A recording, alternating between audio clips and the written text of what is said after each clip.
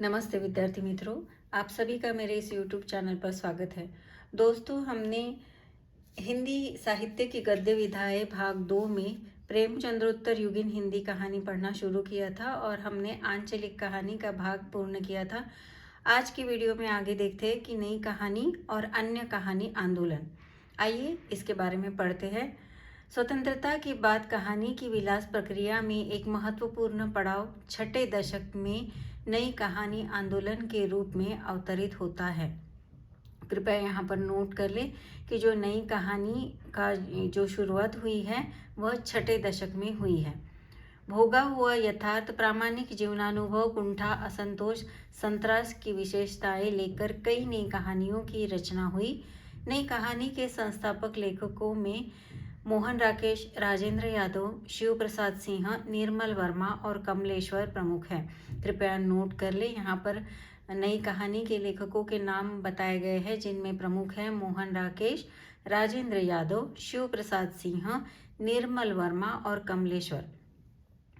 आगे हैं, इन्होंने पत्र पत्रिकाओं और कहानी संग्रहों के माध्यम से नए शिल्प एवं भाव शैली लेकर कई नई कहानियों की रचना की है। प्रमुख नए कहानी लेखक राजेंद्र यादव की प्रमुख कहानी संकलनों में अभिमन्यु की आत्महत्या, छोटे छोटे ताजमहल, प्रतीक्षा, टूटना आदि प्रमुख है। कृपया नोट कर ले, राजेंद्र यादव जी की कहानियों के नाम यहाँ पर बताए गए हैं। एक है अभिमन्यु की आत्महत्या, दूसरा है छोटे छोटे ताजमहल, तीसरा है प्रतीक्षा और चौथा है टूटना। आगे है, नई कहानी आंदोलन के संस्थापकों में कमलेश्वर भी सशक्त कहानीकार हैं। मांस का दरिया, राजा नीरबंसिया, कस्बे का आदमी आदि इनके प्रमुख कहानी संकलन हैं। कृपया नोट कर ले, कमलेश्वर की कहानियों के नाम यहाँ पर दिए गए हैं। प्रश्न पूछा जा सकता है कि इनमें से कौन सी कमलेश्वर की कहानियाँ है या कहानी नहीं है। तो यदि आप इसे अच्छी तरह से पढ़ चुके हैं तो आप दिए गए प्रश्न के उत्तर ठीक तरह से दे पाएंगे। तो नोट कर लीजिए, कमलेश्वर की कहानियां हैं मांस का दरिया, राजा नीरबंसिया जो कि हमारे पेपर 2 नेट के हिंदी सिलेबस में भी यूनिट 7 में दी गई है। आगे है कस्बे का आदमी।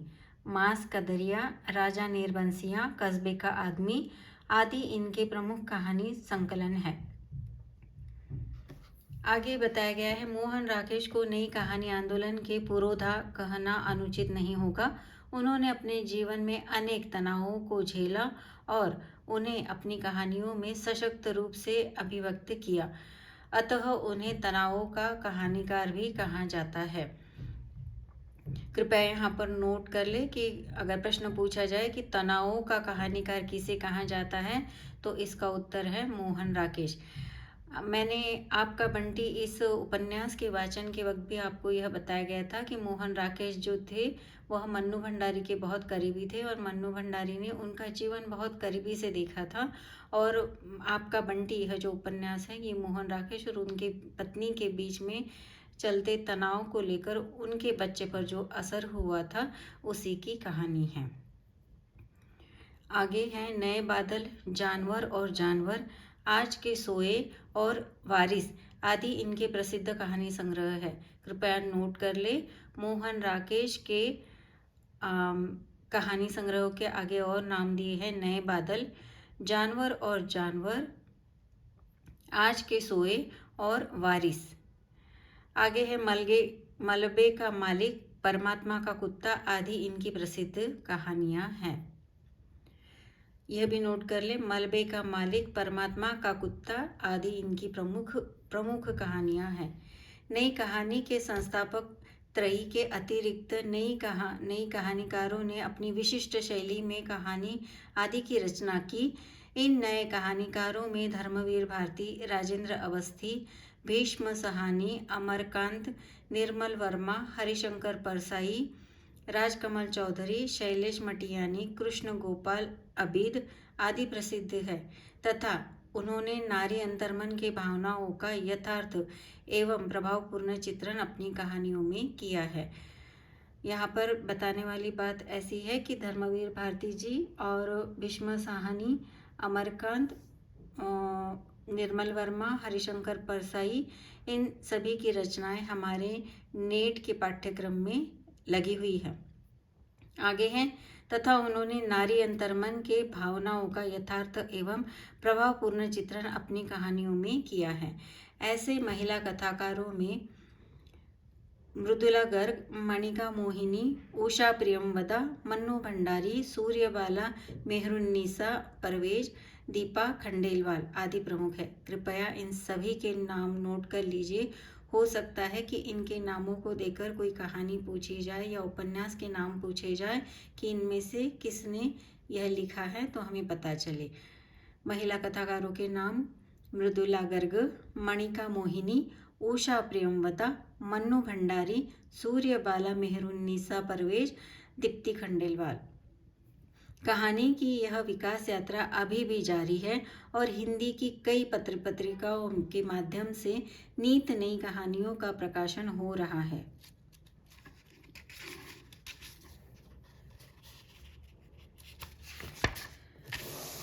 सन 60 के बाद कहानी विधा में कई आंदोलन हुए, जैसे सचेतन कहानी, समांतर कहानी, अकहानी, जनवादी कहानी।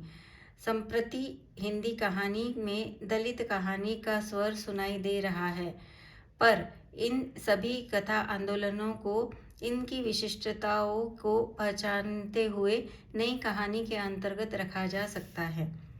डॉक्टर महीप सिंह ने सचेतन कहानी आंदोलन आरंभ किया। कृपया नोट कर ले कि किसने सचेतन आंदोलन आरंभ किया। डॉक्टर महीप सिंह।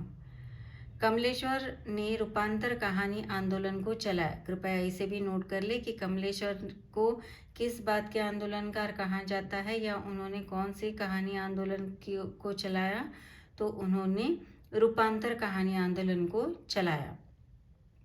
एक ओर मूल्यवादी स्वर उठाए गए तो दूसरी ओर विघटित मूल्यों, परिवेश में संतराज, मृत्युमय क्षणबोध एवं आधुनिक भावबोध को महत्व दिया गया। सांकेतिकता, बिंब विधान इस युगीन कहानियों की विशेषताएं हैं। साठोत्तर हिंदी कहानीकारों में अमरकांत, रमेश बख्शी, मनहर चौहान, कृष्णा सोबती, ज्ञान रंजन, भीष्म साहनी, दूधनाथ सिंह, इब्राहिम शरीफ, पानू खोलिया, कैलाश नारद, सुधा अरोड़ा, दीप्ति खंडेलवाल, संजीव आदि के नाम महत्वपूर्ण हैं। कहानी विधा के समकालीन संदर्भ की यह विशेषता रही है कि महिला कथाकारों ने विशाल संख्या में हिंदी कहानी को समृद्ध किया है। आगे पाठ का सार दिया है कि हिंदी में आधुनिक कहानी का प्रारंभ पाश्चात्य साहित्य के प्रभाव और प्रेरणा से हुआ, यह हमने नोट कर लिया है। फोर्ट विलियम कॉलेज के निमित्त लिखी गई गद्य आख्यायिकाएं हिंदी की प्रारंभिक कहानियां थी। कृपया नोट कर ले, फोर्ट विलियम कॉलेज के निमित्त लिखी गई गद्य आख्यायिकाएं हिंदी की प्रारंभिक कहानियां थी, जिसे लिखा है लल्लू लाल जी ने। हिंदी की प्रथम कहानी किशोरीलाल गोस्वामी द्वारा रचित इंदुमती 1900 को माना जा सकता है। इसके बाद बालचंद्र शर्मा गुलेरी की कहानियां प्रकाशित हुई। इनकी सर्वश्रेष्ठ कहानी उसने कहा था में युद्ध और आदर्श प्रेम का प्रभावपूर्ण चित्रण हुआ है, और जो कि हमारे नेट के पाठ्यक्रम में भी लगी हुई है। आगे है प्रेमचंद एवं प्रसाद द्वारा रचित कहानियां हिंदी साहित्य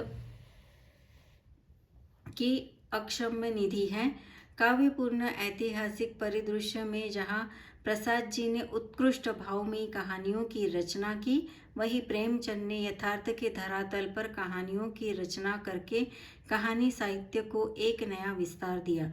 उनके द्वारा लिखे गए लगभग 300 कहानियां और 12 उपन्यास भारत के मध्यम वर्गीय और ग्रामीण जनता की जीवन व्यवहार शैली का आदर्श चित्रण प्रस्तुत करते हैं।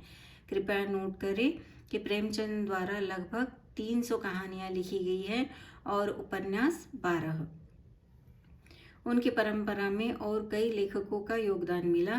प्रेमचंद के बाद कथा साहित्य में मनोवैज्ञानिक और प्रगतिशील कहानियों की रचना हुई। मनोवैज्ञानिक कहानी धारा के अंतर्गत जैनेन्द्र, इलाचंद जोशी और अज्ञेय द्वारा रचित कहानियाँ आती हैं। ये हमने पहले भी नोट कर लिया है, अगर नहीं किया होगा तो कृपया कर लीजिएगा। यशपाल, भगवती शरण वर्मा, अश्क आदि लेखकों ने प्रगतिशील सामाजिक कहानियों की रचना की है। स्वतंत्रता के पश्चात फणीश्वर रेणु के कथा साहित्य के प्रभाव से कई उत्कृष्ट आंचलिक कहानियाँ लिखी गई। नागार्जुन, मार्कंडेय, डॉक्टर विवेकी राय, डॉक्टर रामदरस मिश्र व स्वयं रेणु प्रसिद्ध आंचलिक कहानीकार रहे हैं। सन 60 के आसपास नई कविता के तेवर पर हिंदी में नई कहानी का उदय हुआ।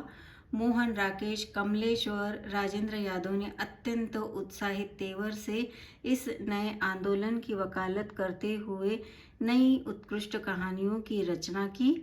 नई कहानी के साथ साथ अकहानी, जनवादी कहानी, दलित कहानी आंदोलनों से कुछ वर्ष हिंदी कहानी जुड़ी रही, पर अंततः सभी का परिगणन नई कहानी के अंतर्गत ही किया जा रहा है। प्रतिभाशाली महिला कहानीकारों के प्रवेश से हिंदी कहानी में परिमाण व परिणामात्मक वृद्धि हुई। संप्रति दलित कहानी आंदोलन की चर्चा जोर से चल रही है। आगे यहाँ पर अभ्यास दिया है। अभ्यास में प्रश्न पूछा गया है कि निम्नलिखित विकल्पों में से सही विकल्प चुनकर उनकी संख्या कोष्ठक में लिखिए। प्रश्न है, हिंदी कहानी का शुभारंभ इस वर्ष हुआ है। ऑप्शन है 1 1910, ऑप्शन 2 1905, ऑप्शन 3 1903 और ऑप्शन 4 1900। तो इसका सही उत्तर जो है, हिंदी कहानी का शुभारंभ 1900 में हुआ है, जो कि हमने इस पाठ के शुरू में पढ़ा है।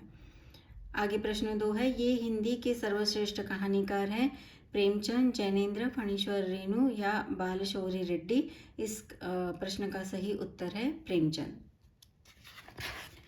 आगे पूछा गया है, आंचलिक कहानी में इसका चित्रण होता है। 1 नारी जीवन, 2 ग्रामीण जीवन, 3 आंचलिक जनजीवन, 4 शहरी जीवन। तो आंचलिक कहानी जो है उसमें ग्रामीण जीवन का चित्रण होता है। आगे दिया है, सरस्वती पत्रिका का प्रकाशन इस वर्ष हुआ है। तो सरस्वती पत्रिका का जो प्रकाशन वर्ष है वह 1905 है। आगे प्रश्न दिया है, यशपाल ऐसे कहानीकार थे। ऑप्शन में है मनोवैज्ञानिक, 2 आंचलिक, 3 प्रगतिशील, 4 दलित विमर्श। इस प्रश्न का सही उत्तर है यशपाल मनोवैज्ञानिक कहानीकार थे। आगे दिया है, हाँ या नहीं में उत्तर दीजिए। आचार्य रामचंद्र शुक्ल इंदुमती को हिंदी की पहली कहानी मानते हैं। इस प्रश्न का उत्तर है हाँ। आगे है, चंद्रधर शर्मा गुलेरी ने टोकरी भर मिट्टी कहानी को प्रणयन किया। जी नहीं, चंद्रधर शर्मा गुलेरी ने एक टोकरी भर मिट्टी नहीं लिखी है, इसका लिखन किया है माधवराव सप्रे जी ने। आगे है, प्रेमचंद ने 400 कहानियों की रचना की। नहीं, प्रेमचंद ने 300 कहानियों की रचना की। आगे है, जैनेन्द्र हिंदी के सुप्रसिद्ध मनोवैज्ञानिक उपन्यासकार माने जाते हैं। जी हाँ, ये कथन सत्य है। आगे है, मोहन राकेश का नाम नई कहानी आंदोलन से जुड़ा है। तो इसका उत्तर है हाँ। आगे दिया है, वर्ग क को वर्ग ख से मिलान करना है। ऑप्शन 1 में है प्रेमचंद, 2 फणीश्वर रेणु, मोहन राकेश, जयशंकर प्रसाद और जैनेन्द्र। तो प्रेमचंद जी को हम जोड़ सकते हैं, ग्रामीण व मध्यम वर्ग के कहानीकार हैं। प्रेमचंद का ग्रामीण व मध्यम वर्ग के कहानीकार, फणीश्वर रेणु आंचलिक कहानीकार, मोहन राकेश जो है नए कहानीकार, जयशंकर प्रसाद जो हैं भावनात्मक एवं ऐतिहासिक कहानीकार और जैनेन्द्र जो है वह मनोवैज्ञानिक कहानीकार। इस प्रकार से यह अभ्यास यहाँ पर खत्म होता है। आगे हम पढ़ने जा रहे हैं हिंदी नाटक एवं एकांकी। इसका उद्देश्य हम देख लेते हैं। भारतीय नाट्यशास्त्र की परंपरा का निर्वाह करते हुए आधुनिक कलेवर में हिंदी नाटक एकांकी साहित्य ने पाश्चात्य प्रभाव को ग्रहण किया है। आधुनिक काल में तो इस विधा का नए प्रयोगों में साथ द्रुत गति से विकास हुआ है।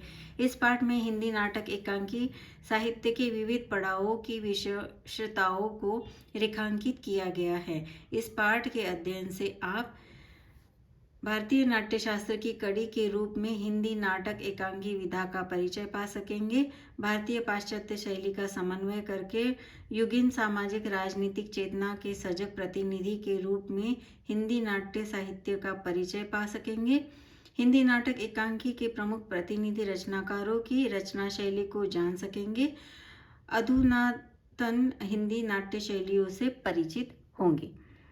आइए आगे पढ़ते हैं। हिंदी नाटक साहित्य, उसका उद्भव एवं विकास। इंद्रियों के आधार पर काव्य के दो भेद किए गए हैं, श्रव्य काव्य और दृश्य काव्य। कृपया नोट कर ले कि काव्य के कितने भेद हैं। काव्य के दो भेद हैं, एक है श्रव्य काव्य और एक है दृश्य काव्य, और इन्हें किसी का आधार बनाकर किया गया है तो इंद्रियों का। नाटक एकांकी दृश्य काव्य के ही विविध रूप हैं। दृश्य काव्य के साथ साथ यह विधा श्रव्य काव्य के स्वरूप को भी अपने में समेटे हुए है, यानी कि जब हम नाटक देखते हैं तो हम आंखों से देखते हैं और कानों से सुनते भी हैं। नाटक कला का प्रामाणिक एवं प्राचीन ग्रंथ भरत मुनि द्वारा रचित नाट्यशास्त्र है। कृपया नोट कर ले कि भरत मुनि द्वारा रचित नाट्य का नाम क्या है। भरत मुनि द्वारा रचित नाट्य का नाम प्राचीन ग्रंथ नाट्यशास्त्र है। संस्कृत में नाट्य साहित्य की सुदीर्घ एवं समृद्ध परंपरा रही है। संस्कृत से होती हुई विभिन्न भाषा बोलियों में यही नाट्य परंपरा आधुनिक काल तक प्रवाहित हुई है। 19वीं शती के उत्तरार्ध में पाश्चात्य नाट्य विधान से कुछ सामंजस्य करके नवीन आकर्षक रूप में भारत में प्रकट हुआ हिंदी नाटक भारतेंदु युग से प्रभावित होता है। अद्यतन काल तक निरंतर प्रवाहित हो रहा है। भारतेंदु युगीन नाटक प्रसाद युगीन और स्वतंत्रता के पूर्व व उत्तर युग के प्रमुख नाटककारों की रचना। धार्मिक से यह विधा और भी परिपुष्ट और समृद्ध होती रही है। लगभग 2 शताब्दी के इस सुदीर्घ हिंदी नाटक साहित्य का अध्ययन हम विभिन्न पड़ावों के प्रतिनिधि नाटककारों के माध्यम से कर सकते हैं। अपने अपने युग के प्रतिनिधि नाटककारों के अन्य समसामयिक रचनाकारों का भी संबल मिला है। भारतेंदु पश्चात नाट्य रचना धार्मिकता के क्षेत्र में प्रसाद जी का व्यक्तित्व छाया रहा, अतः उन्हीं को केंद्र में रखकर हिंदी नाटकों का समयबद्ध अध्ययन किया जा सकता है। हिंदी में उपलब्ध नाट्य साहित्य का अध्ययन निम्नलिखित शीर्षकों के माध्यम से कर सकते हैं। एक दिया है भारतेंदु युगीन पूर्व युगीन नाट्य परंपरा, वो होती है 1850 सन से पूर्व से लेकर 1850 सन तक।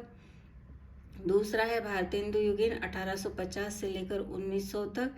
प्रसाद युगीन 1900 से 1932 तक। प्रसादोत्तर युगीन पूर्व से 1932 से लेकर 1947 तक, और स्वातंत्र्योत्तर युगीन यानी 1947 से लेकर आज तक। भारतेंदु युग पूर्व युगीन नाट्य परंपरा। संस्कृत नाट्य साहित्य की सुदृढ़ परंपरा होने पर भी भारतेंदु युग के प्रारंभ में उल्लेखनीय नाटकों का अस्तित्व नहीं मिलता है। यह विधा गद्य के आधार पर टिकी है। अंततः गद्य विधा तत्कालीन साहित्य से असंप्रत रहने के कारण नाटकों का प्रचलन अद्यवत रूप में नहीं हुआ, पर नाट्य विधा के बीज रूप में उपस्थित के दर्शन हिंदी साहित्य में किए जा सकते हैं। भारतेंदु पूर्व नाट्य परंपरा के अंतर्गत पौराणिक नाटकों का उल्लेख मिलता है। कृपया नोट करें, क्योंकि भारतेंदु का जो जन्म था वह 1850 का था और उन दौरान पौराणिक नाटकों का ही उल्लेख मिलता है, जैसे कि महाकवि कालिदास के शकुंतलम नाटक के कई अनुवाद हुए। कृपया नोट कर ले, महाकवि कालिदास की कौन सी अनुवाद नाटक है, तो शकुंतलम। इन अनुवादों में पहला नेवास कवि का है, दूसरा राजा लक्ष्मण सिंह का है। कृपया नोट कर ले कि यहाँ पर नेवाज कवि का नाम आया है और राजा लक्ष्मण सिंह का। सन 1700 के लगभग आनंद रघुनंदन की रचना हुई। आचार्य रामचंद्र शुक्ल जी के अनुसार यही नाटक हिंदी का प्रथम मौलिक नाटक माना जाता है। कृपया नोट कर ले कि आचार्य रामचंद्र शुक्ल के अनुसार हिंदी का प्रथम मौलिक नाटक कौन सा है, तो उसका नाम है आनंद रघुनंदन, जो कि 1700 के लगभग जिसकी रचना हुई है। यह नाटक रीवा नरेश विश्वनाथ सिंह द्वारा लिखा गया था। इसके बाद भारतेंदु के पिता गिरधर दास द्वारा रचित नहुष नाटक का उल्लेख मुख्यतः किया जाता है। कृपया नोट कर लीजिए। जो रघुनंदन नाटक है यह किसकी रचना है? रीवा नरेश विश्वनाथ सिंह। और आगे बताया है कि भारतेंदु जी के पिताजी का नाम क्या था, तो गिरधर दास, और जिनके द्वारा रचित नाटक का नाम है नहुष। नाट्य लोक धारणा का अनुकरण करता है, अतः भक्ति रीति तत्व के आलोक में कई पौराणिक नाटकों का मंचन लोक तत्व शैली में किया गया। रामलीला, रासलीला और भगवत चर्चा के कुछ पक्षों को प्रस्तुत करते हुए मनोरंजन परक नाट्य प्रस्तुतियां भारतेंदु युग में की गई। भारतेंदु युग के तत्काल पूर्व के नाट्य प्रस्तुतियों में पारसी थिएटर का महत्वपूर्ण योगदान रहा है। उस समय के प्रसिद्ध थिएटर कंपनियों में पेस्टन जी प्रेम जी का ओरिजिनल थिएट्रिकल कंपनी प्रसिद्ध है। कृपया नोट करें कि भारतेंदु युगीन पूर्व नाटक में किसका योगदान रहा है? इसका उत्तर है पारसी थिएटर। प्रत्येक थिएटर कंपनी में एक नाटककार होता था जो पौराणिक संदर्भों को समकालीन पुट जोड़कर मनोरंजक नाटकों की सृष्टि करता। यद्यपि लिखित रूप से उस पारसी थिएटर कंपनी का नाम साहित्य में उपलब्ध नहीं है, तो भी कालांतर में भारतेंदु युग के नाटकों में इसकी स्पष्ट प्रतिध्वनि अनुगुंजित होती है।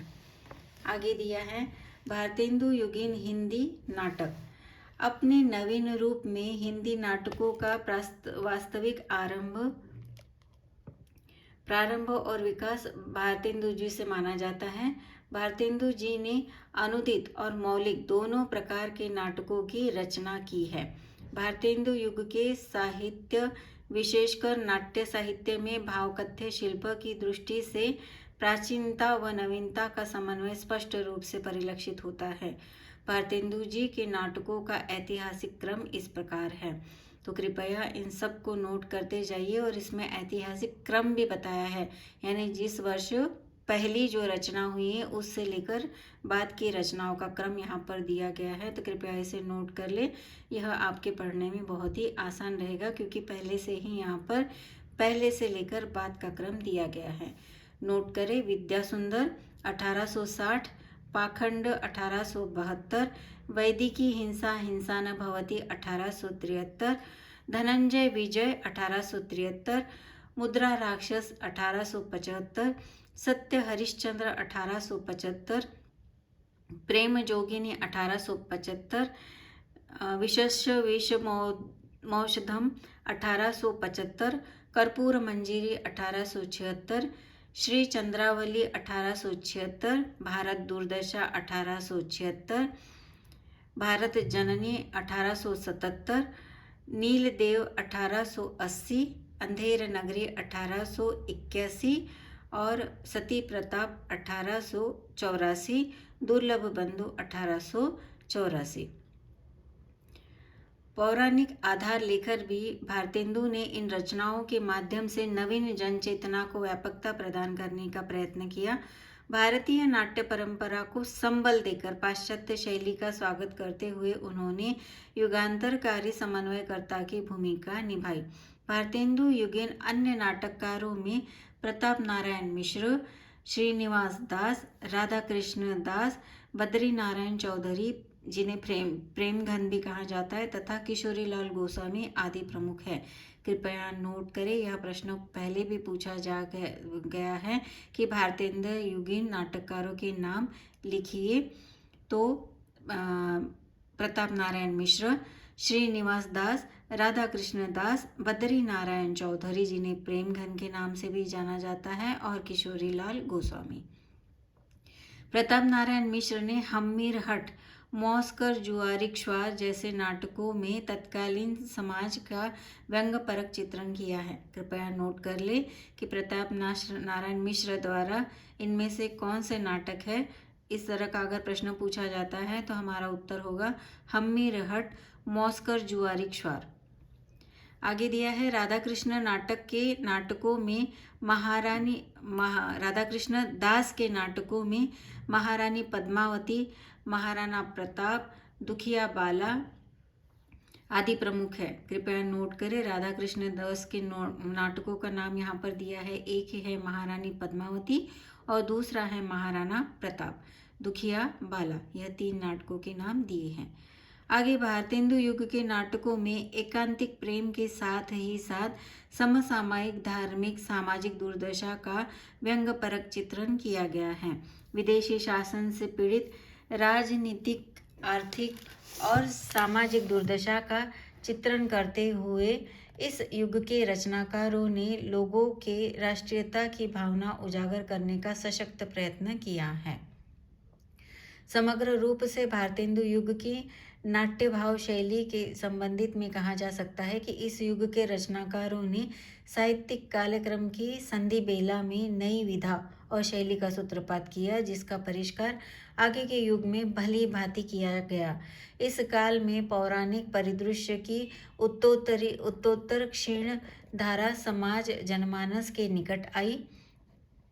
ब्रजभाषा के स्थान पर खड़ी बोली, संस्कृत नाट्य शैली तथा पौराणिक संदर्भ से यथार्थ की ओर बढ़ते हुए हिंदी नाट्य साहित्य को नए कलेवर देने में भारतेंदु युग की महत्वपूर्ण भूमिका रही है। यानी कि जब तक भारतेंदु का काल था तब तक ब्रजभाषा में लिखान हुआ करता था, अवधी भाषा में रचनाएं की जाती थी, पर भारतेंदु युग में ब्रजभाषा के स्थान पर खड़ी बोली, संस्कृत नाट्य शैली और पौराणिक संदर्भों से यथार्थ की ओर बढ़ते हुए हिंदी नाट्य साहित्य को नया कलेवर देने का जो प्रयत्न है भारतेंदु हरिश्चंद्र जी ने किया है। इनकी महत्वपूर्ण भूमिका इस क्षेत्र में रही है।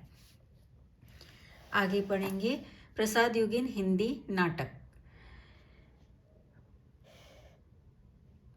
हिंदी साहित्य में प्रसाद युग हिंदी नाटकों का उत्थान काल कहा जा सकता है। यद्यपि प्रसाद जी के पूर्व भारतेंदु युग के अवसान के बाद पौराणिक, ऐतिहासिक, काल्पनिक नाटक लिखे गए थे तथा इन नाटकों द्वारा भारत की प्राचीन संस्कृति, सभ्यता, इतिहास का गौरवांकन किया गया था। फिर भी प्रसाद युग में ही आधुनिक हिंदी नाटकों का पूर्ण साहित्यिक प्रस्फुटन दृष्टिगोचर होता है।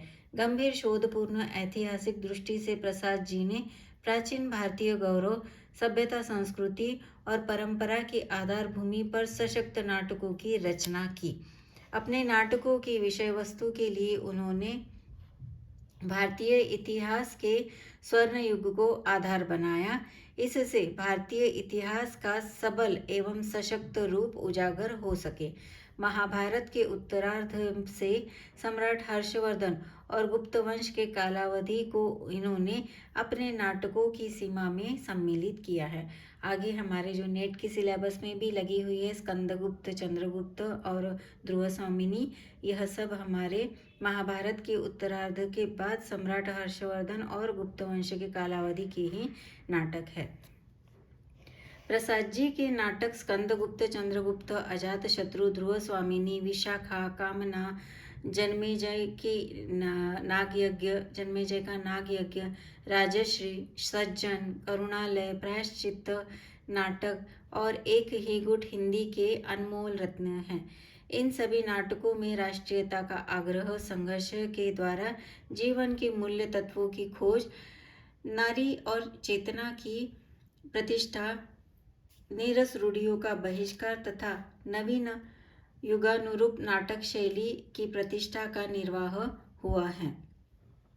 तो प्रसाद जी के प्रमुख नाटकों में बताया गया है कि नाटकों को संक्षिप्त में वर्णित किया गया है। एक है इनका सज्जन नाटक, फिर है उनका प्रायश्चित्त नाटक कल्याणी परिणय।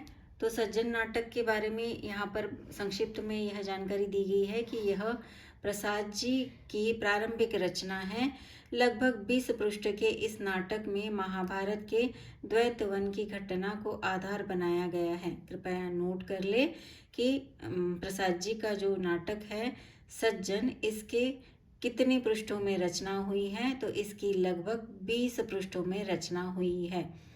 पूछा जा सकता है, ज़रूर नोट कर लीजिएगा।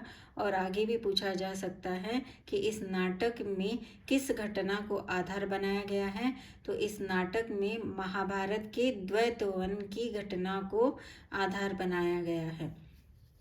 इस कृति में एक और नांदी, प्रस्तावना, भरतनाटक आदि का प्रयोग हुआ है, तो दूसरी ओर पारसी रंगमंच में के गद्य पद्य मिश्रित संवादों का, अतः कहा जा सकता है कि इनमें और नवीन नाट्य पद्धतियों का समावेश हुआ है। आगे नाटक है प्रसाद जी का प्रायश्चित्त, जिसके बारे में संक्षिप्त कहा गया है कि पृथ्वीराज चौहान के वध के पश्चात अपने दुष्कृत्यों पर पश्चाताप करते हुए जयचंद का चित्रण इस नाटक में हुआ है। मोहम्मद घोरी के आक्रमण के समय वह सैन्य नियंत्रण का संपूर्ण दायित्व पुत्र व मंत्री पर छोड़कर प्रायश्चित्त स्वरूप गंगा नदी में कूदकर प्राण त्याग देता है। ऐतिहासिक दृष्टि से त्रुटिग्रस्त इस नाटक में उर्दू शब्दों की भरमार है। तो कृपया यहाँ पर नोट करने जैसी एक बात है कि प्रायश्चित्त स्वरूप पृथ्वीराज चौहान के जो ससुर थे जयचंद्र, ये भी नोट कर लीजिए कि पृथ्वीराज चौहान के ससुर जी का नाम क्या था, तो जयचंद है।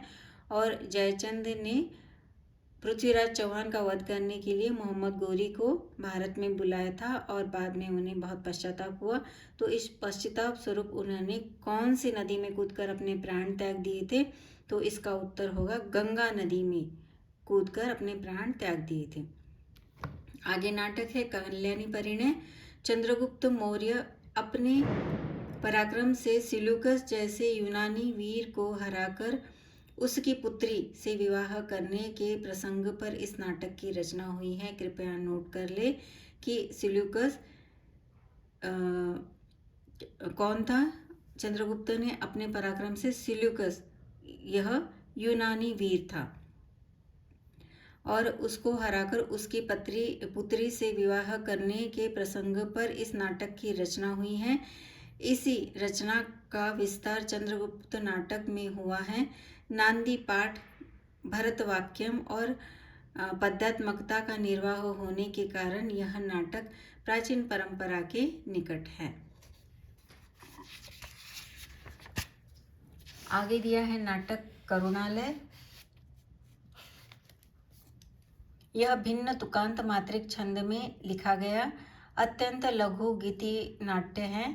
इसमें नोट करें कृपया कि करुणालय जो है किस प्रकार का नाटक है, तो यह लघु गीति नाट्य है। करुणालय लघु गीति नाट्य है।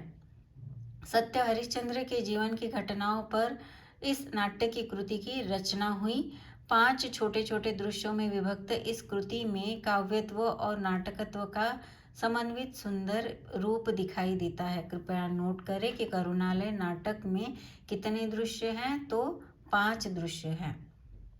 सज्जन, प्रायश्चित्त, कल्याणी परिणय तथा करुणालय प्रसाद जी की प्रारंभिक प्रयोगशील नाट्य कृतियां हैं। परिवर्ती नाटकों में उनकी नाट्य प्रतिभा का प्रौढ़ रूप परिलक्षित होता है। उन प्रौढ़ प्रसिद्ध कृतियों का विवरण इस प्रकार है।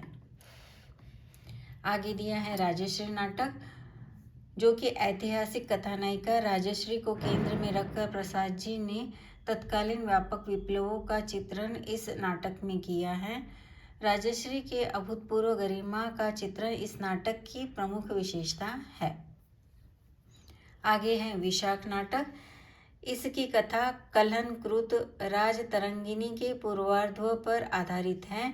कृपया नोट कर ले कि विशाख कहानी की जो कथा है किस पर आधारित है, तो यह कलहनकृत राजतरंगिणी के पूर्वार्ध पर आधारित है। विशाख तक्षशिला के विश्वविद्यालय से निकला हुआ स्नातक है। उन्नति की खोज में उसकी भेंट चंद्रलेखा से होती है। चंद्रलेखा के रूप सौंदर्य से आकृष्ट उसके समस्त कार्य प्रेम प्रकरण से जुड़ जाते हैं। नायक की अपेक्षा इस नाटक में चंद्रलेखा का परित्र पाठकों को प्रवाहित करता है। इस नाटक के कथ्य एवं शिल्प विधान में सरलता का निर्वाह हुआ है। तो कृपया यहाँ पर नोट कर ले कि विशाख नाटक के जो नायक और नायिका हैं उसमें प्रमुखतः नाम है विशाख और चंद्रलेखा। तो कई बार प्रश्न पत्र में पूछा जाता है कि प्रेमी युगलों के मिलान करने होते हैं, तो यहाँ पर अगर विशाख पूछा जाए तो उसका मिलान होगा चंद्रलेखा के साथ। और कृपया यह बात भी जान ले कि इन दिए गए नाटकों में से केवल स्कंदगुप्त, चंद्रगुप्त और ध्रुव स्वामिनी यही नाटक प्रसाद जी के हमारे नेट के सिलेबस में दिए हैं, परंतु हमें इन सब भी नाटकों के बारे में अभी जो संक्षिप्त परिचय दिया जा रहा है इसे जानने की ज़रूरत इसलिए है क्योंकि हमने मास्टर्स किया है, पोस्ट ग्रेजुएशन किया है और उसमें हमने ये सब बेसिक जो जानकारियाँ हैं यह सब पढ़ ली हैं और उसके बाद ही हमें नेट के लिए हम अप्लाई कर सकते हैं, यानी कि पोस्ट ग्रेजुएशन करना हमारे लिए ज़रूरी है। इसका अर्थ है कि हम ये सब एमए के पाठ्यक्रम में ही पढ़ चुके हैं, तो यदि इस पर आधारित प्रश्न पूछे जा सकते हैं और उनके जवाब हमें देने आने ही चाहिए। आगे बताया गया है अजातशत्रु। अजातशत्रु प्रसाद का सफल ऐतिहासिक नाटक है। इसकी रचना 1922 में हुई है। कृपया नोट कर ले अजातशत्रु का रचना का कौन सा वर्ष है, 1922। नाटक का कथा विस्तार घटनाक्रम की व्यवस्था ऐतिहासिक आधार पर हुई है। नाटक के प्रधान घटना स्थल 3 है, मगध, कौशल और कौशंबी। कृपया नोट कर ले कि अजातशत्रु इस नाटक के प्रधान घटना स्थल कौन कौन से हैं, मगध, कौशल, कौशंबी। मगध राज्य से प्रज्वलित होती हुई विरोधाग्नि की प्रचंडता कौशल और कौशंबी राज्य तक पहुंचती है। अजातशत्रु के पिता बिंबसार के राग का विराग के द्वंद्व का चित्रण नाटकों में कुशल रूप में मिलता है। कृपया नोट कर ले अजातशत्रु के पिता का नाम क्या था, तो अजातशत्रु के पिता का नाम बिंबसार था। नायक अजातशत्रु में नायकोचित गुणों की अवस्थिति प्रतिबिंबित नहीं हुई है। गीत, स्वगत कथन और लंबे कथोपकथनों से कहीं कहीं नाटक की प्रवाहमयता बाधित हुई है। आगे नाटक है जन्मजय का नाग यज्ञ। यह नाटक महाभारत के कथांश पर आधारित है। इसमें परीक्षित के पुत्र जन्मजय द्वारा नागों से प्रतिशोध किए जाने की घटना वर्णित हुई है। नाटक में लेखक ने तत्कालीन ब्राह्मण क्षत्रिय संघर्ष को एक व्यापक समस्या का रूप दिया है। आगे है नाटक कामना। विभिन्न मानवीय चित्रवृत्तियों का विश्लेषण करना ही इस नाटक का उद्देश्य है। कामना और लालसा दोनों ही मानवीय इच्छाओं के दो रूप हैं। कामना के भाव रखकर मनुष्य अपनी इच्छा पूर्ति के लिए आगे बढ़ने का साहस नहीं कर पाता, जबकि लालसा से जुड़कर वह अच्छे बुरे का भाव त्याग कर कार्य साधना की चेष्टा करता है। लालसा, संतोष, शांति जैसे पात्रों के द्वारा लेखक ने रूपकात्मक शैली में नाटक का सुंदर निर्वाह किया है। आगे नाटक दिया है स्कंदगुप्त, जो कि हमारे नेट के सिलेबस में है। इसके बारे में जानकारी दी गई है कि इस नाटक में प्रसाद जी की नाट्य कला का प्रौढ़ रूप दृष्टिगत होता है। इनकी गणना हिंदी के सर्वोत्तम नाटकों में की जाती है। आक्रमणकारियों से मुक्ति दिलाकर राष्ट्र में बाहरी और भीतरी शांति प्रस्थापित करना ही कथा नायक का उद्देश्य है। नाटक का नायक स्कंदगुप्त इतिहास प्रसिद्ध व्यक्ति है। पात्रों के अंतर्द्वंद का कुशल प्रभावपूर्ण चित्रण नाटक की अतिरिक्त विशेषता है। भारतीय और पाश्चात्य नाटक शैलियों का सुंदर समन्वय इस नाटक में हुआ है। अनेक विशेषताओं से युक्त यह नाटक प्रसाद जी की प्रौढ़ कृति का संदेश देता है। आगे नाटक है चंद्रगुप्त। प्रसाद जी की कवित्व शक्ति और दार्शनिकता का कुशल संयोजन चंद्रगुप्त नाटक में देखा जा सकता है। राष्ट्र प्रेम की व्यापक भावना का प्रतिपादन करना इस नाटक का प्रधान उद्देश्य है। ऐतिहासिकता और काल्पनिकता का मानिकांचन संयोग नाटक में हुआ है। नाटक का नायक चंद्रगुप्त सभी नायकोचित गुणों से युक्त है। अलक्षेंद्र का आक्रमण, नंदकुल का उन्मूलन और सेल्यूकस का पराभव इस नाटक की 3 प्रधान घटनाएं हैं। कृपया नोट कर ले कि चंद्रगुप्त नाटक में कौन सी 3 प्रमुख घटनाएं बताई गई है। एक है अलक्षेंद्र का आक्रमण, दूसरा है नंदकुल का उन्मूलन और तीसरा है सेल्यूकस का पराभव।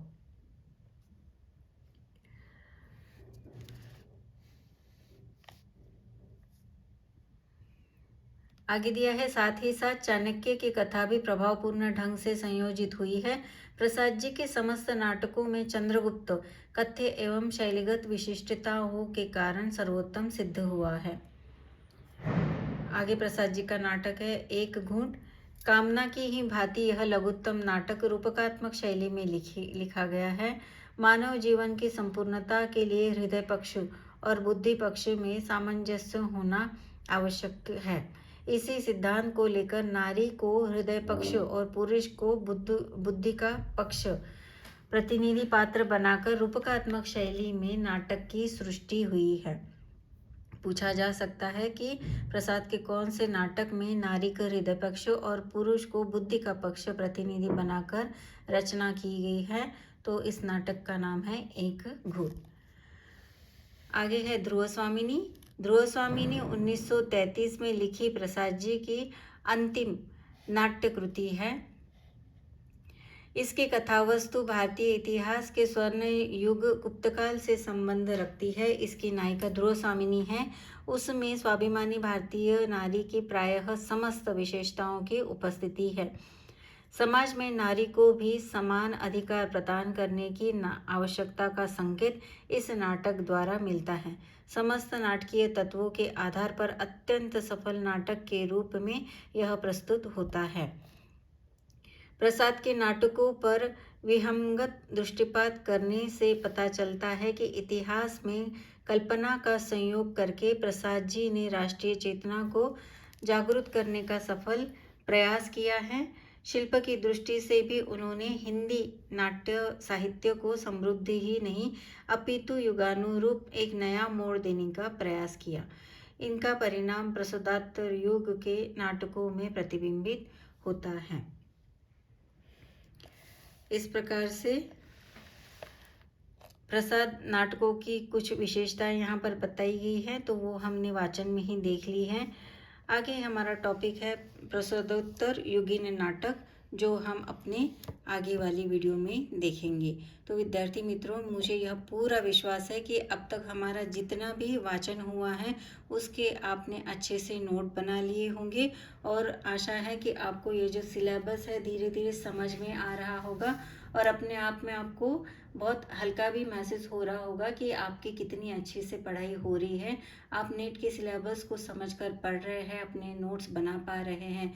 आशा है कि आप जो ये वीडियो देख रहे हैं और साथ साथ नोट बनाते चल रहे हैं, तो आपके बहुत सारे जो पहले आपने शायद हो सकता है कि पढ़ाई करते समय नहीं पढ़े हैं एमए विषय में, पर आज जबकि हमें नेट की परीक्षा के लिए अपनी तैयारी करनी है, तो आप इसको अच्छे से पढ़ रहे होंगे और आपके बहुत सारे जो पीछे छूट गई थी दुविधाएं, जो भी आपके कंसेप्ट क्लियर नहीं थे, वो अभी क्लियर होते स्पष्ट होते जा रहे हैं और आप उसे पढ़कर अच्छे से उसके नोट्स भी बनाते जा रहे हैं।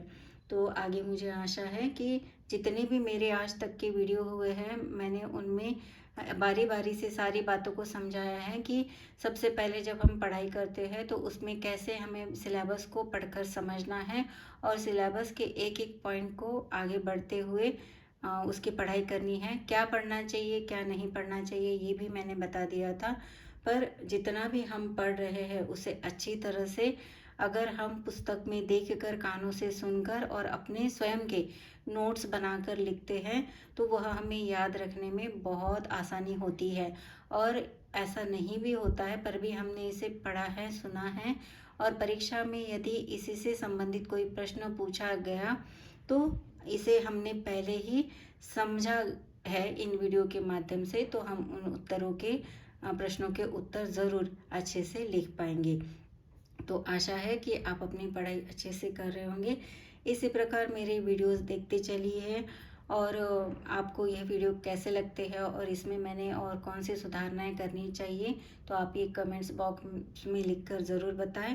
और आपके जो भी दोस्त हैं जो नेट की पढ़ाई के लिए प्रिपरेशन कर रहे हैं, सेट के लिए, टीजीटी पीजीटी, उन तक मेरा ये वीडियो ज़रूर शेयर करें। आप सभी को बहुत बहुत धन्यवाद। शुभ रात्रि।